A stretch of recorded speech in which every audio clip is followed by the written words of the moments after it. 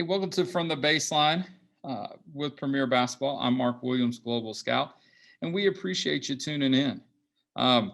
Today is going to be second part of our episode, and really, this episode we are going to dive in the value of a scholarship, something we've talked about and discussed, and so we thought we would just make it an episode. And so, I hope you tune in and enjoy this, and really, you kind of hear all of our different views on the scholarship, and it is a valuable thing. Unfortunately, at times the influence of it has different impacts, and so we want to just talk about that and remind everybody, take it with a grain of salt. Like, this is a scholarship is a great thing, but that just means you got more work to do. It doesn't need to be the pinnacle of our basketball career. It's really just a hurdle, a milestone to get over for us to continue to grow. And so we're going to take a quick break, but when we come back, we'll be joined by Shane Laflin and Jason Keith as we talk about scholarships. 5, 4, 3, 2, 1. Athlete Vision Sports presents the most advanced new recruiting engine on the market today. Athlete Vision records all your big tournaments on high-definition video. You can show your A game to a nationwide audience, create your own player profile, or upload your own highlight videos. College recruiters have instant access to your tournament videos. Let Athlete Vision catapult you to the next level. Sign up for Athlete Vision today.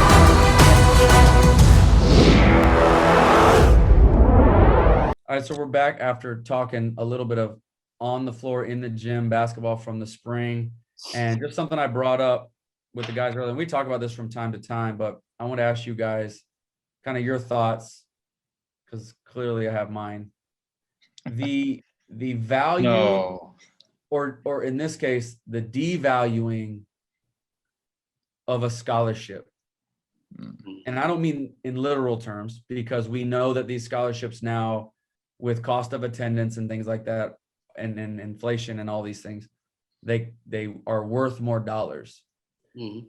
But the devaluing of them, with the idea that we're going to offer a scholarship to somebody who doesn't really even know what it means yet with these young ones, or we're offering you just because we feel like we have to get you on the phone, or the club coaches, that's the standard that they start with. Are you offering? Because those offers seem to be like currency in the club world as far as recruiting and credibility. The people, you can do both. You can win and have offers, but the people who don't win always just talk about offers, but the people who win don't say, we're unhappy that we're winning, but we don't have offers. Like, people don't say like that. Right. This doesn't make any sense to me, because you can play right, get offers, go places that you're going to have a good experience. And last time I checked, outside of the transfer portal now being currency, is you can only accept one, and you can't take them with you. And if you do have the mentality that you're taking them with you, you're probably hurting your performance at your current place, because you're not totally bought in. Mm-hmm. So again, with these offers, and we watched some young kids this weekend, and they're good, but pre-high school, pre-serious competitiveness, because obviously the young kids that are pretty good are more talented than the rest of their class early, or more physically capable early. So they're going to stand out. They're going to look better than the kids they're playing against in their respective class. What I don't understand the urgency of an offer to a kid who barely speaks back to you on the phone just to get their attention. I think that the coaches with these universities and in their programs, by doing that, devalue what that scholarship means, what it means to be part of their program. And I don't think we're going to see that trend go away, but I just wanted to kind of understand people's opinions or thoughts on what that does kind of to the environment. Because what we expect now is, I've offered you early. Now I expect you to communicate with me all the time. But to separate in my communication, it can't always be about what we offer, because we've offered it to you already. We've offered you the boat. So how do I get your attention? By just appealing to like what we think you need, or trying to be your best friend as a recruit. You know, I'm a recruiter. I'm not a coach. I can't coach, but I'm a good recruiter. Like, I don't even know what that means. I just think it devalues it. So then we expect that player to get on campus and then all of a sudden value the program and its values, when you've been offered something for 5 years and you can take it or leave it whenever you want to. And you can almost take it or leave it when you want to when you get on campus now. So like, what's the actual value of that offer? You know what I'm saying? Like, if we were all being offered a job and we knew they offered to 15 other people, they don't want me. Like, what's the, it work? It's both ways, right? What's the value to me? What's the value to you? Yeah, I think an interesting backdrop to this is other sports. So when you look at softball and you look at soccer and you look at volleyball, 3 of the other major female scholarship sports, they offer early. So basketball is actually the last ones there. Just knowing from personal knowledge, I'm friends of my daughter. One a softball player, one a soccer player. One committed in 8th grade, the other in 9th grade. And so, not saying it's right, wrong, or indifferent. I'm just saying it is commonplace in other sports.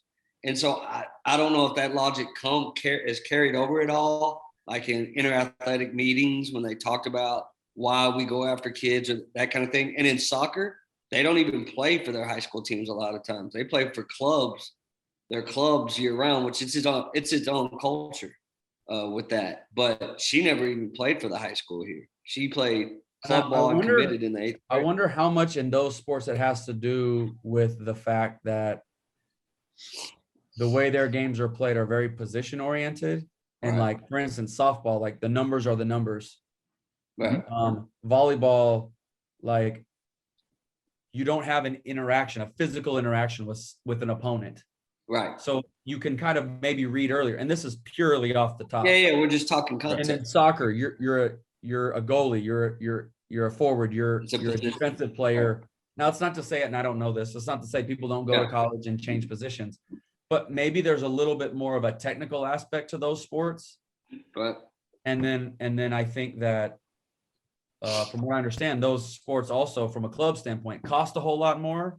They do. Their national federations get them in one place to compete against each other. So I would say this: if we had a situation like we come out of USA basketball, we missed that this year for the most part, the numbers, because per the class, at least you've got a lot of them going at it without any of the distraction in the way. And you've got a pretty good indicator at those things, right? But I just mean, like, it just really occurs to me now, because we're offering people off film and young, and then like going out to see them, because we feel like if I don't do it, then I don't get to play a part in that recruitment. And I think my logic is, I stand out if I'm telling you I'd like to know if you can actually play for me before I offer you the boat, because you have to assume, as somebody who's been offered young, you're not the only one. So like, what does it, again, the value I'm saying goes both ways. What's the value to me receiving it?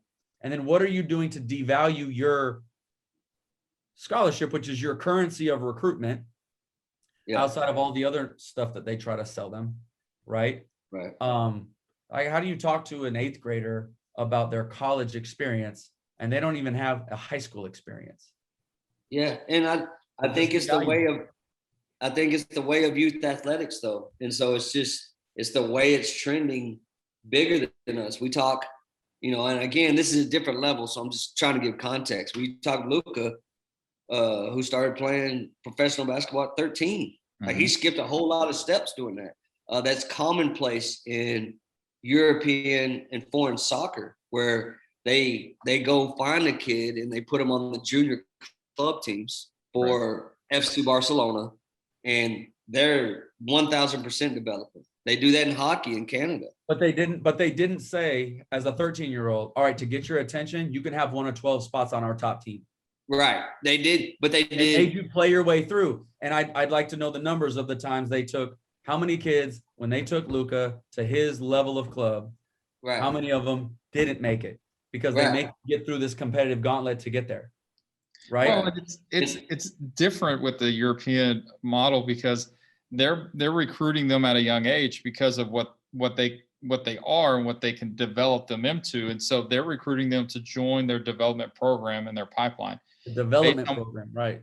Whatever team that they're going to play. But we can all talk about stories of kids who have committed in 8th grade who didn't pan out. And it's or did the commitment stick? Right. Or the commitment stick. I mean, and typically the commitment didn't stick because the player didn't pan out. So, the tricky part with that is that we're talking about on the college side, the value of it, but on the player side, like all of a sudden I'm getting offers as an 8th grader. So then in their mind, I'm already good enough. So I haven't played a varsity game. A lot of these kids haven't even played a 17U, AAU, good tournament against good comps. So the part on the player side is that even though I may have colleges who are interested and are trying to get in on me early or whatever the avenue that college is taking in recruiting to offering you early, in their mind is that you still haven't signed. In reality, it's the signing of the paper that is significant that I've made it. The offer is just, hey, I'm interested. But a lot of times what happens is in minds of AAU coaches, because they sell that, is, look, I got this kid, this offer, this offer, this offer. And it's like, technically the kid got it. But, it's being sold from an AAU side that is what, and look at what I've got all these offers. And then, that kid doesn't develop. And then what happens is there's pressure now on everybody else of, oh, so-and-so has offers. So my kid, why didn't she have offers? So the comparison game starts. Right? Absolutely. Which is not healthy for development. Right. And to both of your points, to Shane's point, especially, I can remember a few years back, I decided on my own, not knowing it was going to work out like this, to pop into a junior high game just because I happened to be there. So I'll pop in of an elite player. And there was 4 Power 5 assistants at an 8th grade game where the kid she could have scored 80 points if she wanted to. Right? She probably had 40. Nobody else on the floor could play with her. And I was like, well, what exactly are we going to get out of this? How do you know what I mean? It's just so you could be shown, seen by the kid. That was pretty obvious. But it's hard, like impossible to gauge. And it's interesting, I'm not going to I don't want to give out too much of what that is, but I just think they went too early in that situation. And so there's definite. I think it's more than proven that they win. I know exactly what you're talking about. It's more than proven. Yeah. Right. And it was just a competitive ego match in between staffs. Right. That's all it was. Right. Yeah. And that'll be interesting on something like now, if the limitation of days does go down again, we'll see, with all that going, you don't have those days to waste on that anymore. So that may curb some of this, depending on how much of that actually comes to fruition. But as they limit the coach's ability to go see kids live during the high school period or during the scholastic period, primarily, some of that's going to stop. So that may help with this, with trying to do too much too early. I guess. Interesting. I would caution against taking some of the ability to go watch them play high-level high school games out. Just because you have the days doesn't mean you have to go. You should go watch some good matchups. But putting more emphasis on the ability of a club coach to leverage these things for their benefit. I see, and they don't all do it, but you watch it. And that's why it happens. It's like this coach thinks, well, if that coach has to do it, then I have to do it. And I would argue that's such false logic, because the best programs in the country that are winning consistently don't do it. No doubt. And that's in general in sports, right? It's a copycat athletics can be copycat in nature. Whoever's at the top, everybody else tries to get that formula and beat them with their own formula a lot of times. So it's interesting that when you look at, for the most you can't part, get the formula, you leave out something that's in parentheses or brackets. the You know what I mean? teams the teams that are competing for Final Fours year in, year out in this sport are the most patient. And whether that's because they can be or they choose to be is probably where the discussion is to be had. But you mean the most successful teams, Jason, are building their most successful programs are building teams? Is that what you're telling me? Right. Teams?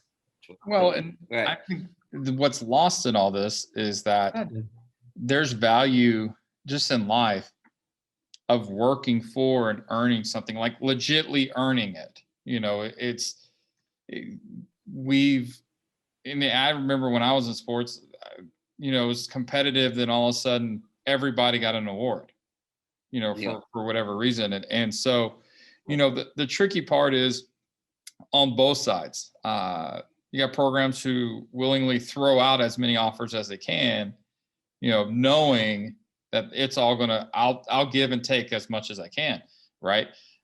In the process, just to be in early. But you also have on the other side is you have players who are just off or hungry and they want to gather as many as they can, you know, but the process in all this is that, and it's not talked about enough, is that, hey, over time, you still have to earn it.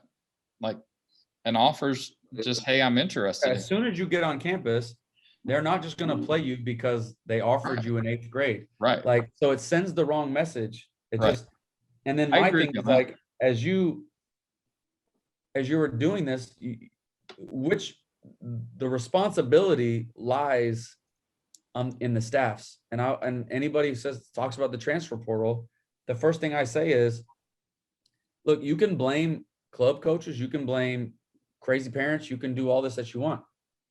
They can't offer themselves these scholarships. They can't treat themselves like they've arrived too early. It's I think the foundation of it is recruiting and the tactics in which are used to recruit.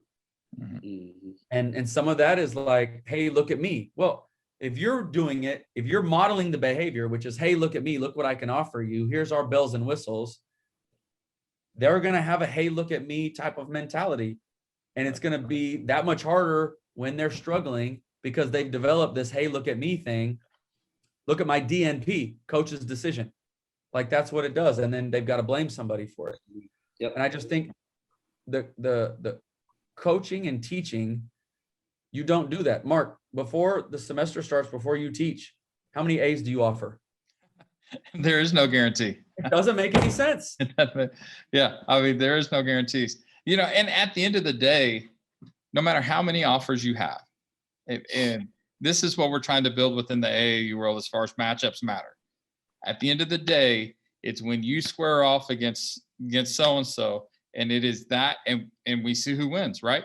At the end of the day, it doesn't matter if you have 30, 40 offers. When you step on campus and there is a sophomore, junior, senior who's playing your position, a grad transfer who's playing your position, they are going to beat you.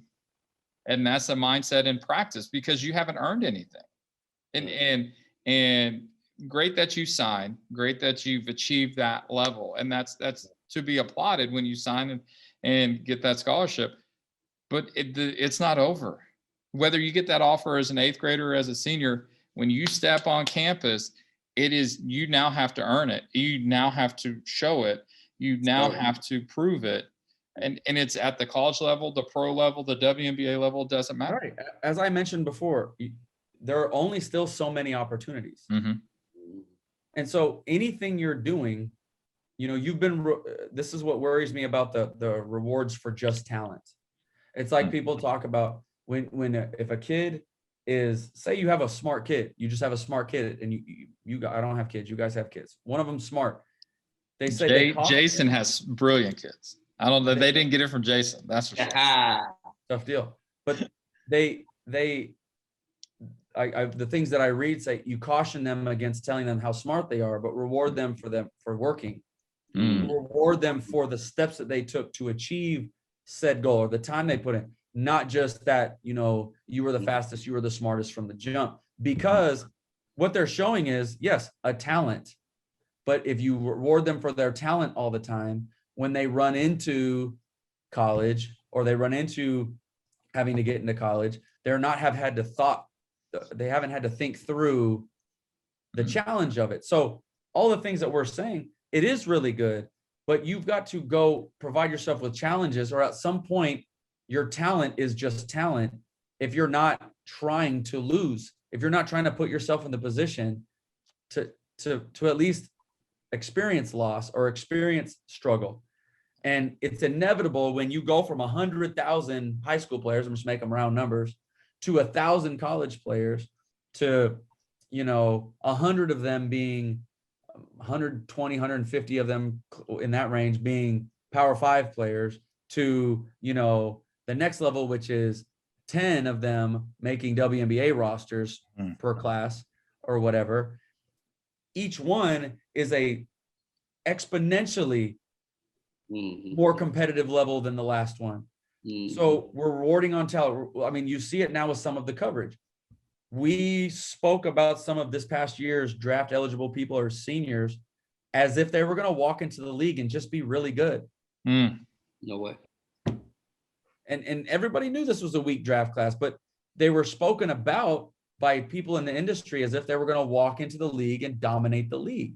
And that's really silly because it's few and far between. Like, all right, Stewie, Asia Wilson,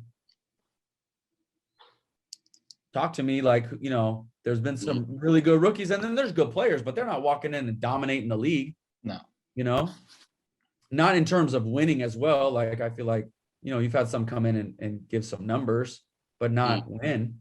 So it's just, we got to think about that. And I wish some of the people that were in positions of power and influence in terms of the leadership, you know, and scholarship offerings and stuff would start to take some of that and understand if they would, it sounds pedantic, if they would be more responsible with it, the game would grow because we wouldn't have this freak out at failure or freak out at hardship. And so you'd see some people play through some hardship instead of try it at 5 different places and not be successful. Because if they'd have seen hardship before and been like, hey, this is part of it, they might have become a good player.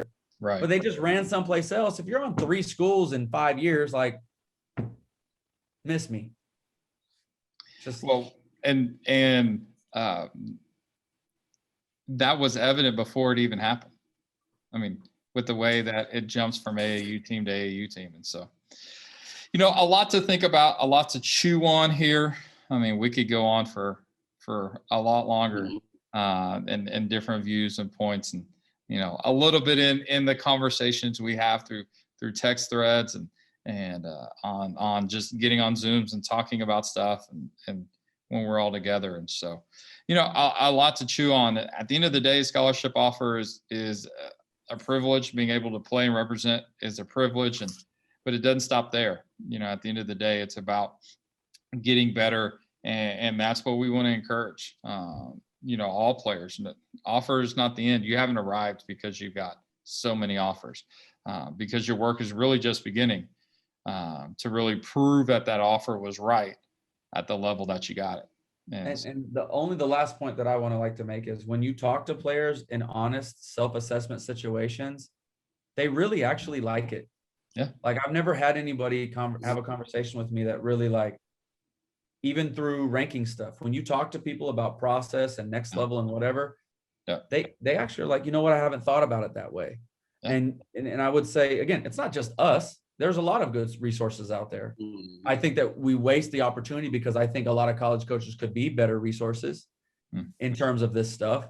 But go seek out credible resources. And at the end of the day, take care of your conditioning, take care of your skills, and then put yourself in positions to where you own your development. You're not just being told what to do and told how good you are to grow clientele, to grow a club, to grow opportunities for something else. And so I think the self-assessment piece with players of just being humble and wanting to seek out challenges or wanting to seek out, their owning of their own development is really important. And I think that's a pattern of really good players, is that they do that. Yep. Well, that's a pattern of great players. All great players want to get better. They want to be coached. They want to be held accountable. And they want to be the best that they can be. And that's a sign of a really great player. Good players are just, hey, I've arrived, but great players want to be better. So, man, a lot to chew on.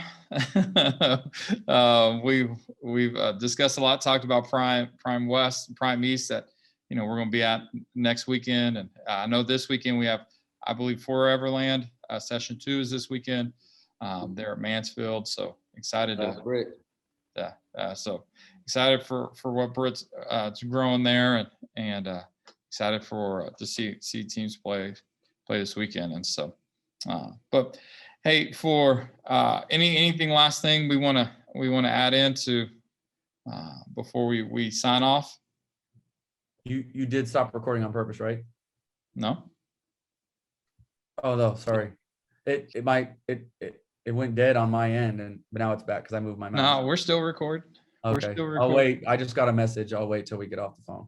Oh, okay. Or wait till we get off the recording. There you go. Awesome. Sorry. Well, hey, we appreciate you tuning in. This is From the Baseline for Shane Laflin, Jason Key. I'm Mark Williams, and we're coming to you from the baseline.